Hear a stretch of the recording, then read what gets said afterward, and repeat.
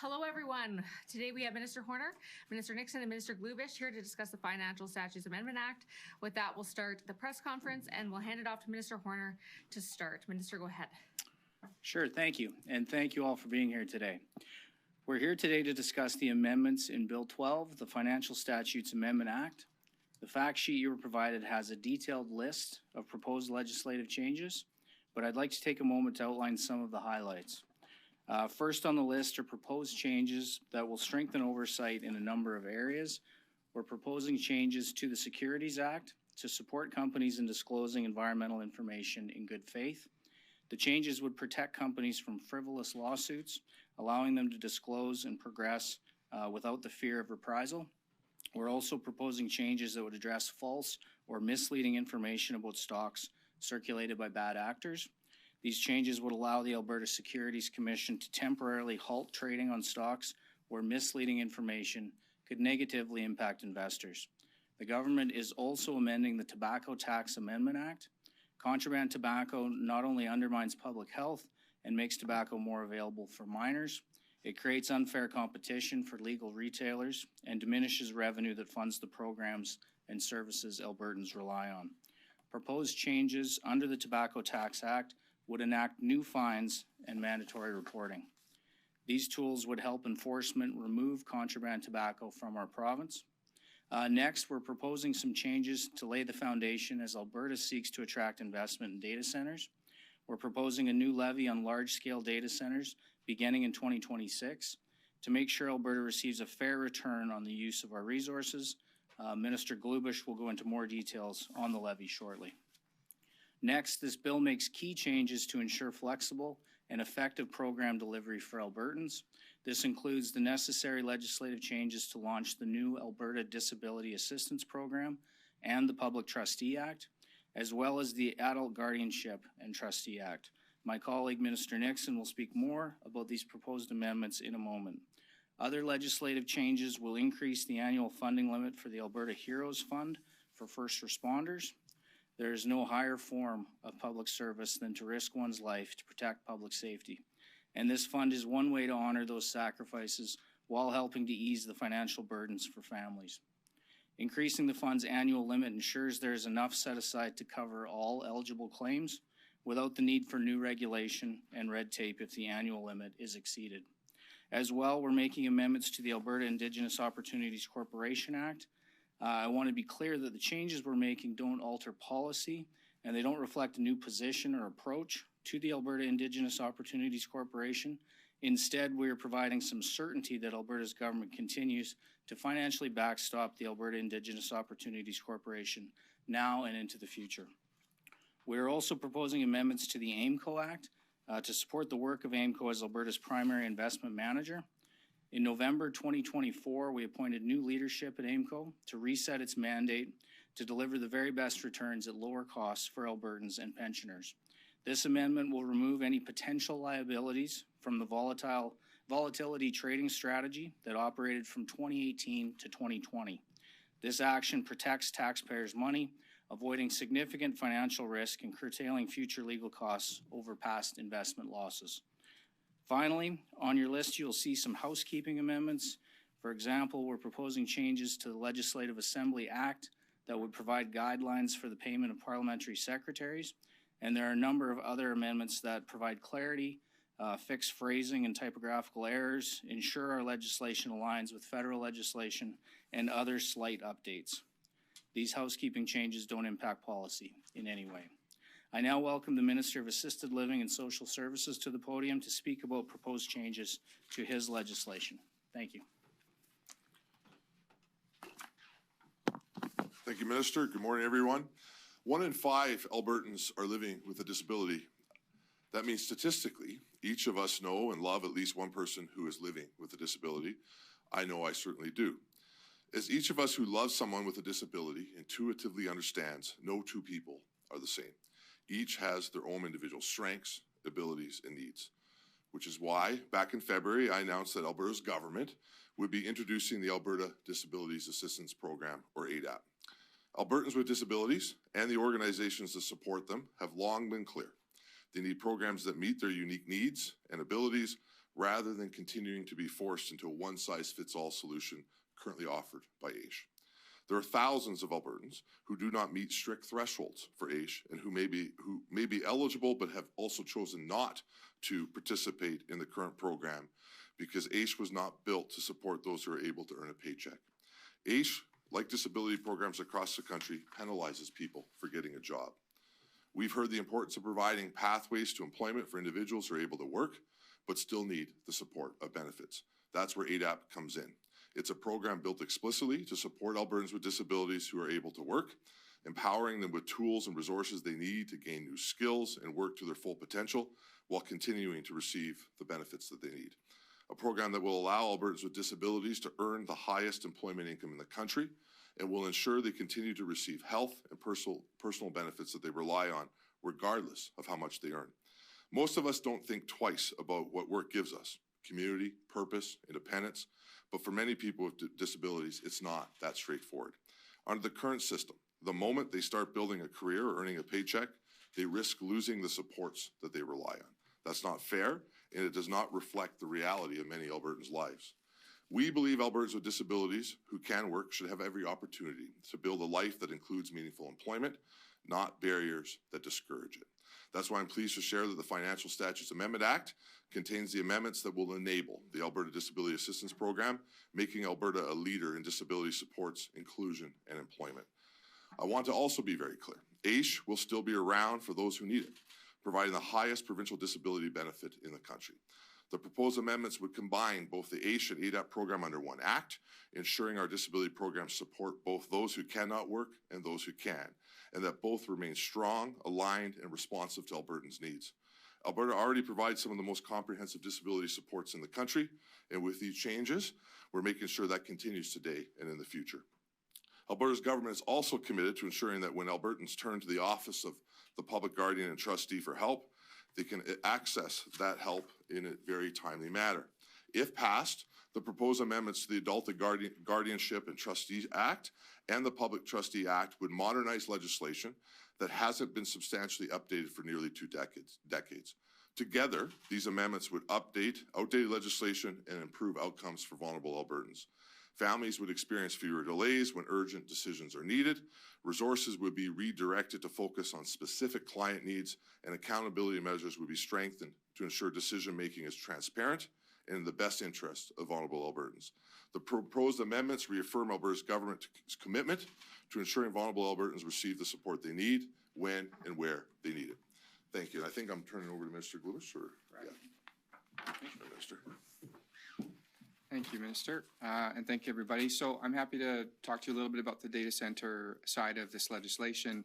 As you all know, a year ago, I led the launch of Alberta's data center attraction strategy, and we've been hard at work trying to make Alberta a destination of choice in North America for this type of investment. We see it as an enormous opportunity to grow our tax base, to grow domestic demand for our natural resources with natural gas-fired power generation that would be required in order to support these facilities.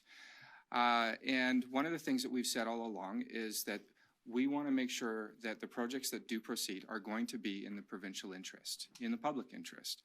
And that means that they need to pay their fair share of taxes. Now, if every data center proponent were to recognize all of the value they create out of their facility in Alberta and pay corporate income taxes, everything would be perfect. But we also know that many of these proponents are international companies that have the financial sophistication to financially engineer their profits out into other jurisdictions, even if it's just to save a couple of basis points on their tax rates. And we don't think that's okay. So what we've done is we have followed the lead of many other jurisdictions across North America to implement a levy on the compute hardware. What does this mean? You may have heard the term tax the racks. Well, you have racks and racks of chips that are doing the computation in these data centers.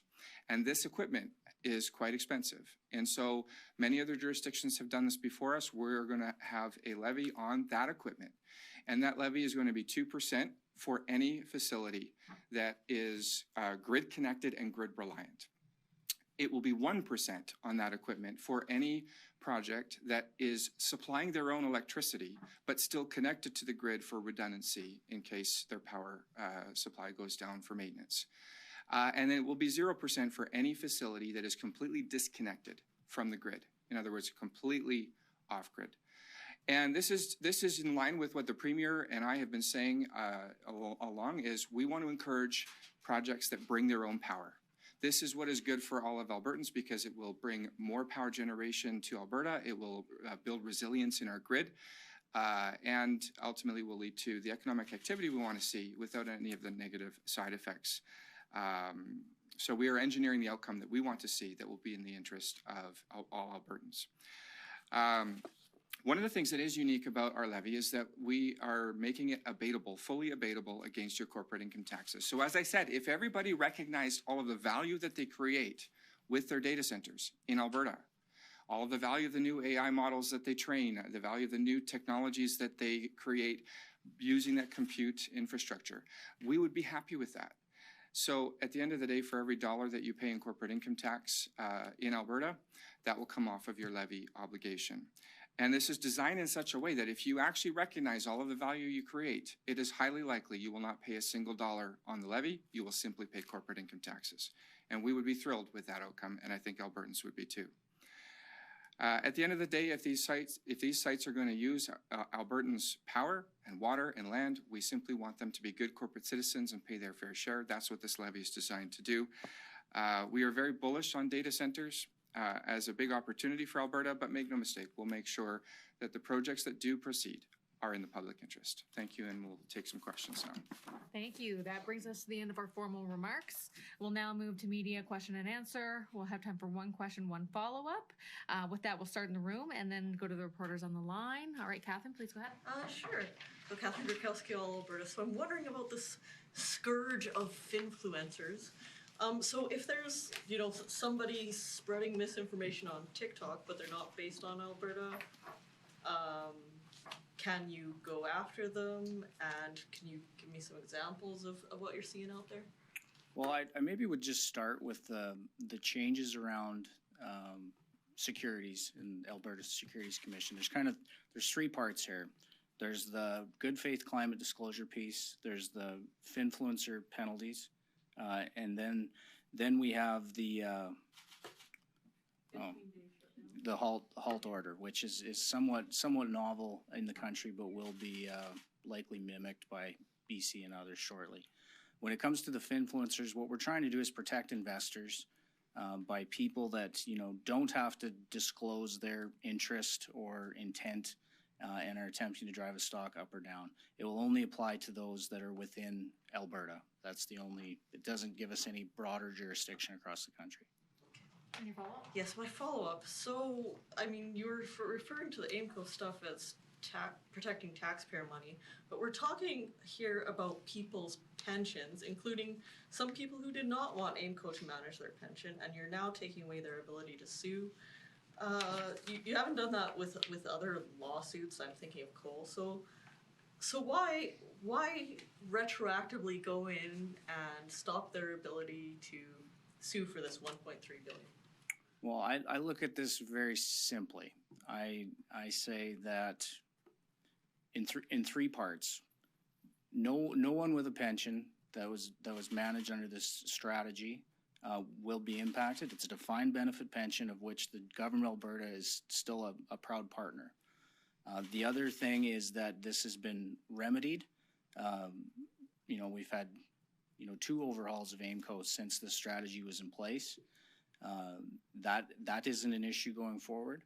And I guess the third part is, there's no extra fund at AIMCO to cover something like this. So it would fall on the backs of Alberta taxpayers. And we're talking about $1.3 billion minimum. We've had lots of conversations about the borrowing the province is already undertaking. And just it's something we're not willing to entertain. Okay, next questions? Yes, Lisa. Just to follow up on that, when it comes to the coal companies, that you could have done a similar situation where you made it so that they couldn't sue the Alberta government, or you could change your law. That also falls on the backs of taxpayers. So why doesn't that argument apply to the coal mining situation? Well, we can get back some technical details to you on the coal settlements, It may seem the same, but it is technically quite different. But I can get you a more wholesome answer with the help of justice. And is there anything in that Securities Act and in those amendments in the legislation that defines like what a good faith claim is? Like it's not based on accuracy or factual information. It's just I'm a oil and gas company and I believe in the truthiness of this statement is enough of a defense to No, the Securities Commission has some adjudication function as well. So, you know, we're saying that this has to be the best information that they have available, and that would be, you know, determined, you know, through the ASC if that is in fact the case. If it isn't, then they would not be protected. All right, thank you. Part of the challenge I would just add is that the rules are very different across the country. We're fortunate that the chair of the ASC here in Alberta is also the chair of the Canadian Securities Administration, so has a lot of line of sight about what's happening across the country. So a lot of this is, we may be catching up to other provinces, but we may be leading somewhat too. But these are very much challenges that he and the ASC have seen across the landscape and brought to us. All right, Jack. Jack Farrell with the Canadian Press. On the misinformation spreaders bit, can you just run us through what the penalties would be? Like, are they fines? Are they 2-month ban on trading? Like, I'm just curious. So some of that will be at the discretion of the ASC. There are already penalties within the Act. This is kind of enabling in that sense, and we'll have to see where the ASC takes that later. But there's always some discretion. Okay. And then same topic. How do you like if I think of the hypotheticals for this, like I'm thinking of someone tweeting that so-and-so oil company is going down, regardless of whether or not that's true. Are there like free speech considerations in that these penalties might like impede? Well, I think the application will have to be very narrow, and you know I think free speech is always a concern, but you know it doesn't allow you to defraud someone. So we are about protecting the investor here, but it will have to be applied very narrowly. Okay, and with that, we'll start to go to the phones. Operator, can you please put through the first caller? Your first question comes from the line of Felix Gagne from Radio Canada. Your line is now open. All right, I'll take you to another subject. Prime Minister Carney will soon announce a memorandum of understanding with Premier Smith on the construction of new pipeline. Conditions like tightening of carbon pricing and better support of carbon capture are expected. How realistic are those conditions for the province? I might ask Minister Nixon to come to the mic, seeing as how he's been more involved in the bargaining. Yeah, I'm going to be careful not to get ahead of the Premier and the Prime Minister. I will speak as somebody who's been on the negotiation committee. The conversations have gone well, as the Premier has already indicated to you. We're very positive and hopeful about the direction those conversations have gone in. But I don't think we're going to speak about any of those details until after both the Prime Minister and the Premier speak to Canadians and to Albertans. Other than to say, reiterate again, that I think that we are in a very good spot, and there's been a lot of work done, and that Albertans should be very, very hopeful about those events. And I think we'll be pleasantly surprised shortly with the work that has taken place between both Premier Smith and Prime Minister Carney. Follow up. And who will be paying for a pipeline? How much will come from the province? Well, again, I'm not going to speak that today. I mean, we will speak in more detail as those announcements are made. And energy obviously is in a better spot to speak broadly to much more to the economics. Again, we were sent in to have a serious conversation with the federal government to see spaces where we can create joint work that included getting a pipeline to Tidewater. That's a major goal of the government, as well as addressing the 9 bad laws. Those conversations have gone well, and I think shortly you'll hear from both the Premier and the Prime Minister more details. All right, please put through the next caller. Your next question comes from the line of Eileen Bell from CHED Radio. Your line is now open. Thank you. Will changes to the Personal Income Tax Amendment Act change any rates Albertans pay, how we pay them, or what we see when we fill out our income tax forms? No, these are largely housekeeping amendments to align us with federal changes. Thank you. That's no follow-up. Thank you. Please put through the next caller. Your next question comes from the line of Cory Sears from CBC News. Your line is now open. Thank you for taking my call. This is a question for all three ministers, actually. You were part of government when the recall legislation was passed. With 9 petitions now underway, what do you think of those recall rules today? I think I'll start if you wanted us all to answer. I think when we came in, I guess Minister Glubish and I came in 2019. Minister Nixon had been around a while before that. But this was a campaign commitment of Premier Kenney at the time. So we undertook a lot of work to try and implement and fulfill that promise. And then other changes were made, in this term. But I think the intent was always to have a way to deal with, elected officials that had shown egregious behavior, and it was a way to deal with them outside of the regular election cycles. I'm not going to speak much about what we're seeing today. I guess you can judge for yourself if you think that's how it's being used. All right, thank you. Great answer. All right. With that, we will go to our. Oh, sorry, follow up. Do any of you think that the law needs to be changed or tightened up at this point? Sure. As Mr. Horner said, when this legislation was originally made in the last legislature under Premier Kenney, it was designed to hold individual MLAs that may have done something egregious inside their constituencies. The legislation itself is designed to be a conversation between members of the legislature and their constituents. And I support that, ran on that multiple different elections, and something that's important to my constituents. To be clear, though, the legislation is also made clear that it's to be about individual constituencies. And so if there is any action taking place of joint third-party type of groups that are trying to participate in individual constituencies, other people from elsewhere in the province going into individual constituencies, that's a challenge. That's frankly already against the laws and something that would need to be looked to be strengthened. But that's not the same as saying that we don't want to continue with the recall legislation we brought forward.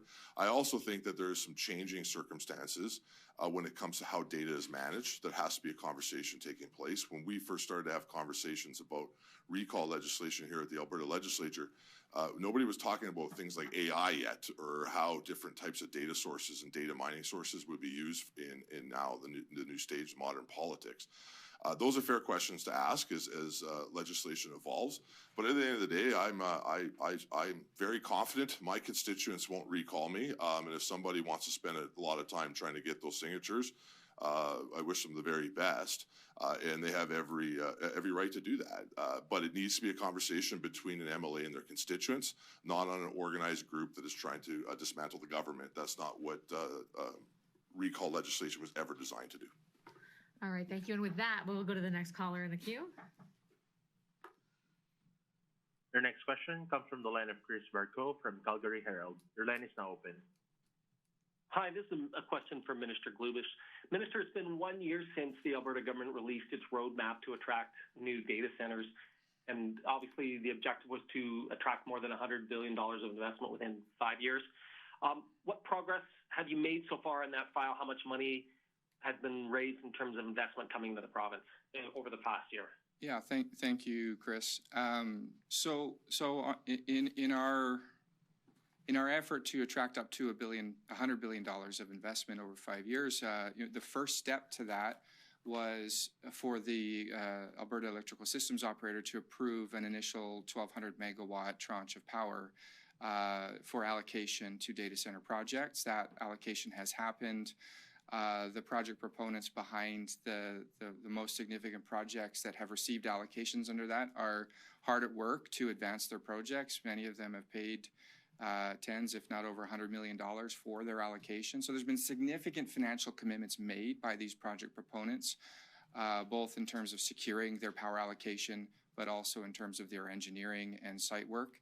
None of these have reached their final investment decision yet. But we're hopeful to see some more information on that in calendar 2026. In the meantime, my concierge team at Tech and Innovation is working daily with about a dozen different projects, including the ones that have their power allocation, as well as several that are either looking to do completely off-grid sites or are looking to bring their own power.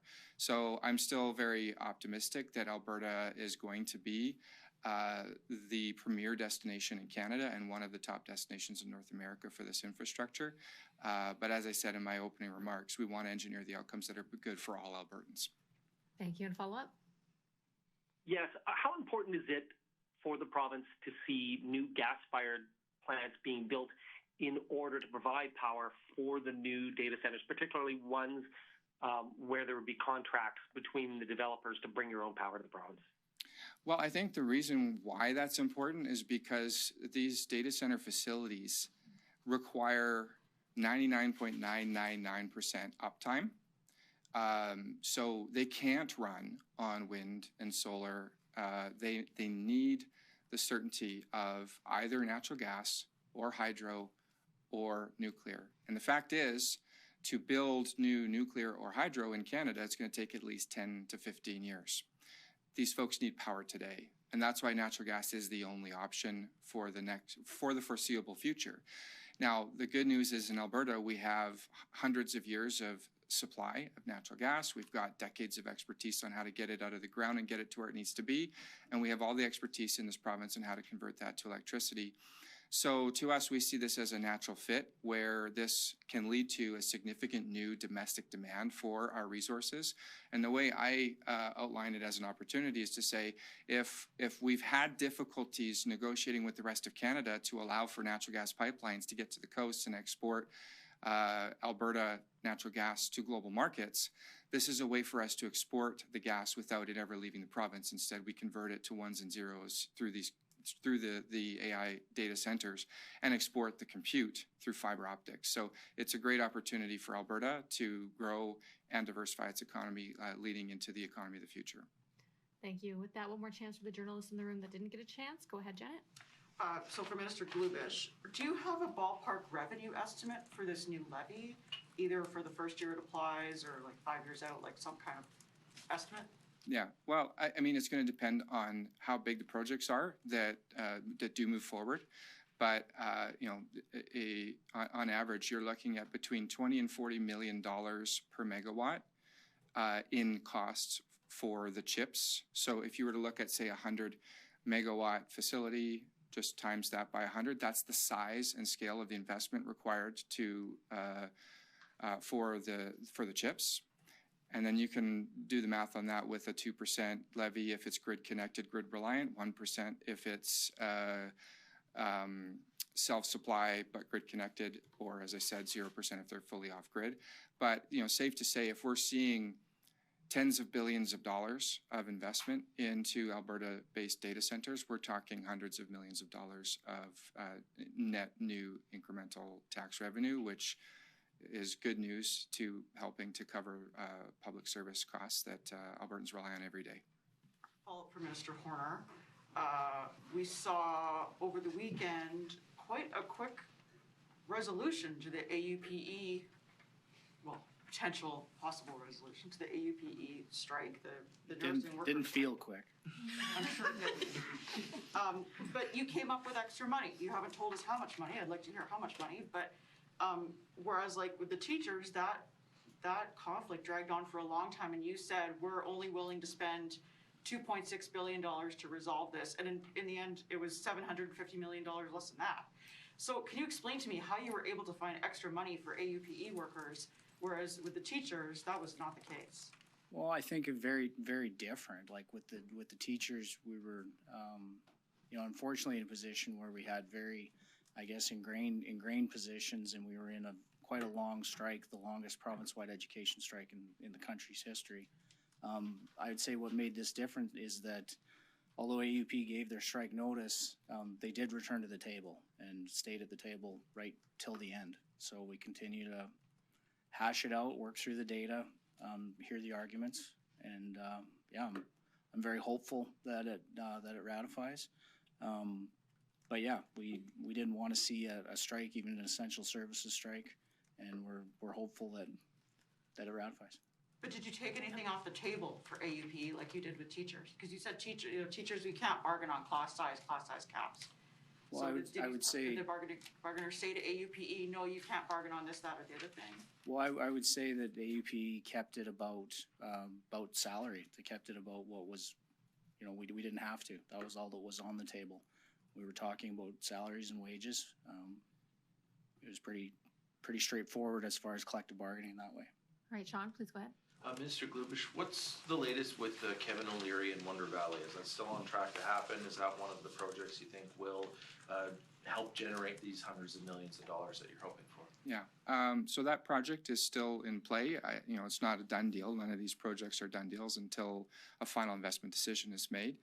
But my concierge team continues to work with their team as they continue to do their engineering and all of the other regulatory work that is required in order to get a project like this to the finish line. So we'll continue working with them as long as they believe that there is merit, and we'll just have to wait and see where that one lands.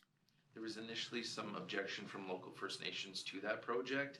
Are you working through that, and perhaps did you learn something from that situation of how to engage First Nations earlier, maybe, so they don't have those kinds of objections? What do you make of that?